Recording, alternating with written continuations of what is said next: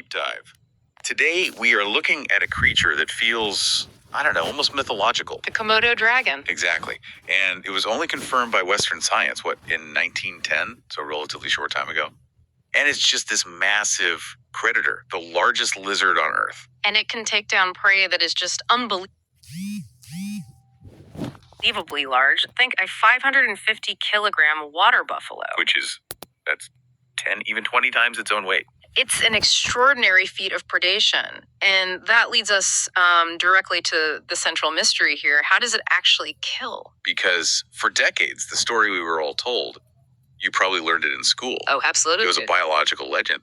But that legend sparked one of the most heated and drawn-out controversies in all of herpetology. The question is so simple on the surface. Is the Komodo dragon venomous or not? Right. But this isn't just about a fun fact.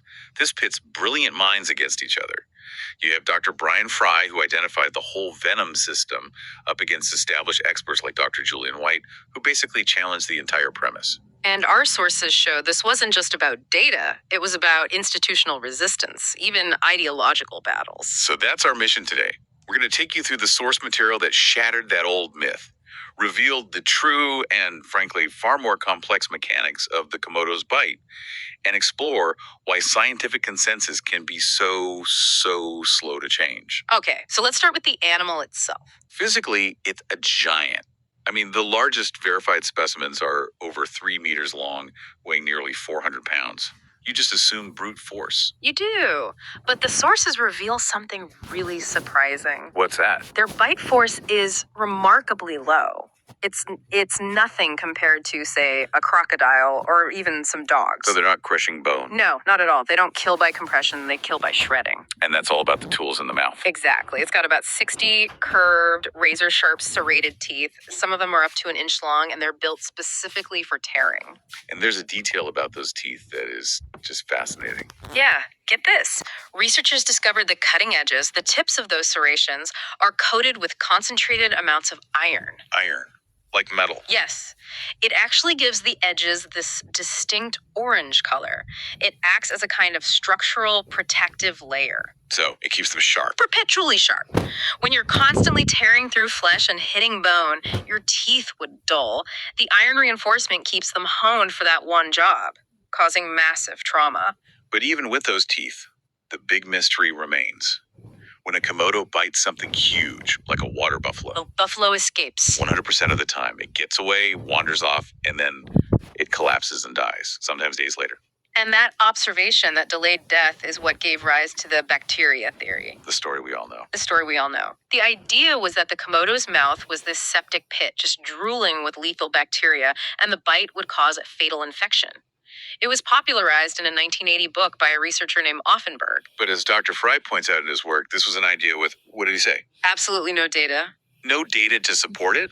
It was just an inference. And the moment you actually look at the dragon, the whole theory starts to fall apart. It really does. Biologically, it's a huge contradiction. Komodos aren't filthy. They're surprisingly clean. They lick their lips, they'll rub their heads in leaves to clean up after a meal. And their gums are pink, their teeth are white. Exactly. But the real nail in the coffin is in their own blood. Komodo dragon blood serum contains incredibly potent antimicrobials, So you can't be farming lethal bacteria in your mouth. while also having a superpowered immune system that's designed to kill that exact same bacteria. It just doesn't add up. Okay, so if the dragon isn't infecting the prey, why are these huge water buffaloes dying from overwhelming infection days later? This is where understanding the ecology of the island is everything. We're on Rinca, one of the Indonesian islands. And you have to remember, water buffalo are not native there. They were introduced a few hundred years ago. Okay. So their deep ancestral instinct when a big predator attacks is to run into the nearest body of water. Right, for safety. But on Rinca, the water sources are, well, they're scarce. They're these rocky, stagnant watering holes. They fill with runoff. All the animals use them, so they're full of feces, and then they just bake in the tropical sun. The sources literally call them sewage ponds. One researcher said he could smell them from hundreds of meters away. Exactly. That's the picture. So the infection that was killing the buffalo had nothing to do with the dragon's saliva.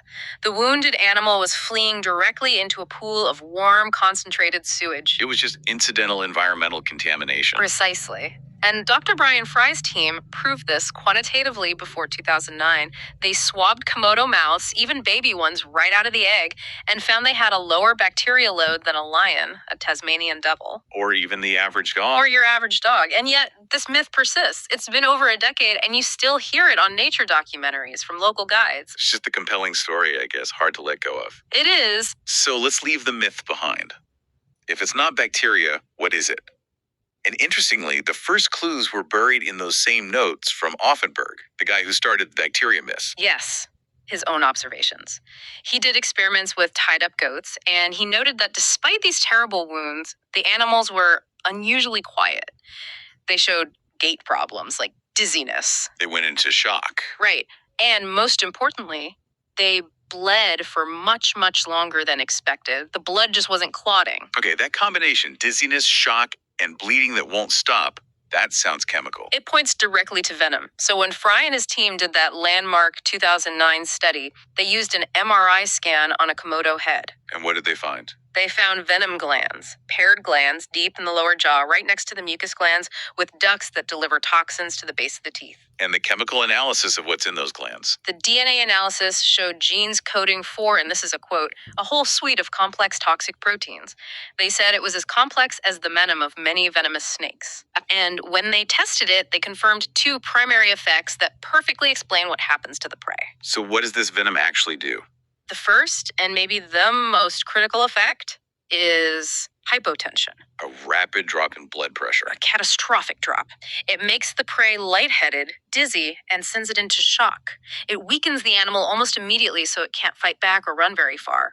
Imagine standing up too fast from a hot tub, but, much worse. And the second effect works with the damage from the teeth. Exactly. The second effect is powerful anticoagulation.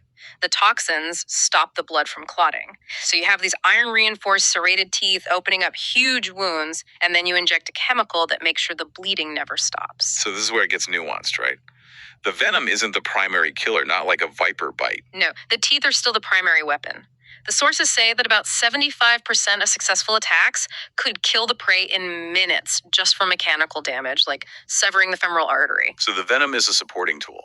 It's a supporting tool, but a critical one. It takes that 75% success rate and adds another 25% by inducing shock and ensuring massive blood loss. It turns the Komodo into an extraordinarily efficient predator with something like a 90% success rate. Okay, before we get to the controversy, we have to talk about the droll. If it's not bacteria and it's not venom, what is it?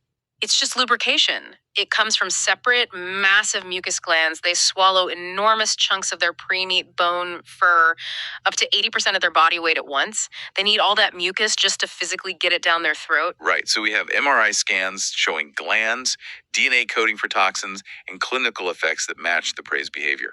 This feels like a closed case in 2009, It should have been. but this is where the academic friction really starts. Prominent experts, especially Dr. Julian White, just rejected the venom theory. He did. He stated publicly that he did not consider Komodo dragons to be legitimately venomous.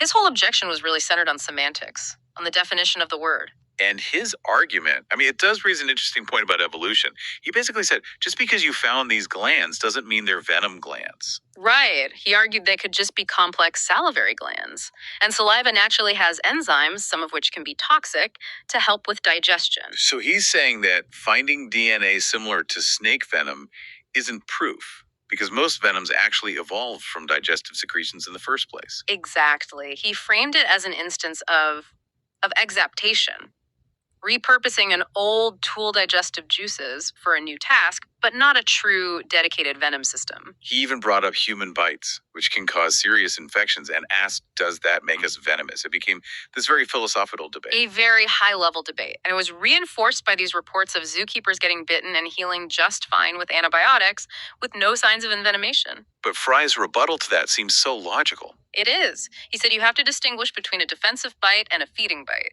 A zookeeper gets a quick nip, a warning, not a clamp-down, chewing, sustained attack designed to deliver toxins. His opponents were taking an absence of evidence as evidence of absence. That's the accusation. And the sources back Fry up. There is one case of a clamped-on bite on a human, and that person did suffer from low blood pressure and persistent bleeding, the exact signs of envenomation. This is where the story gets a little ugly, isn't it? The institutional resistance. It is. Fry's team faced startling resistance. Zoos refused to participate in the study. Some even called other zoos and told them Fry's team were crackpots for challenging the bacteria myth. And even getting it published was a battle. A year-long battle. He said the reviewers weren't attacking the data itself. The data was solid. They were arguing on ideological grounds. He described it as behaving like a religious adherent, not a dispassionate scientist. So what was the cause of that resistance? Just ego? That's what Fry speculates: institutional egos. Scientists who had built their careers on the old myth and didn't want to admit they were wrong. Maybe even some jealousy over the press coverage, especially when someone like David Attenborough started talking about the research. So at the end of the day, the debate comes down to how you define venomous. Does it require injection, like a snake's fang? Or is just having and using toxins to hunt enough? The Komodo dragon sits right in that disruptive middle ground. It's not a shark, which is pure mechanics, and it's not a snake, which is pure chemistry. It's both. A mechanical weapon backed up by a chemical one. And just as we're starting to understand its weapons, we're finding out something else about it that completely reframes the animal. We are. The sources now show that Komodo dragons possess what's described as cattle dog level intelligence. Cattle dog level intelligence. That is not the image of a giant lizard. No, but the research backs it up. They learn fast in captivity. They can recognize different trainers. They can be click trained to do tasks. They even have clear personalities, likes and dislikes. And I read about them playing. Yes, they've been documented engaging in actual play, batting around soccer balls and other items, showing a curiosity that has nothing to do with food or survival. So you have an animal with iron-reinforced teeth, a complex chemical venom system, and high intelligence. It's a far more sophisticated predator than we ever imagined. It completely upends that century-old idea of the Komodo as some simple, dirty, savage beast. It is one of the most effective and complex killers in nature. Which leaves a pretty big question for you, the listener, to think about. If we now know that the Komodo dragon's sophisticated strategy relies on this complex combination of mechanical weapons, chemical toxins, and high-level intelligence, what does it tell us about the speed of evolution, and how many other animals we currently classify as simply toxic or aggressive or even just dumb might actually possess venom systems or intellectual capacities we haven't yet fully understood?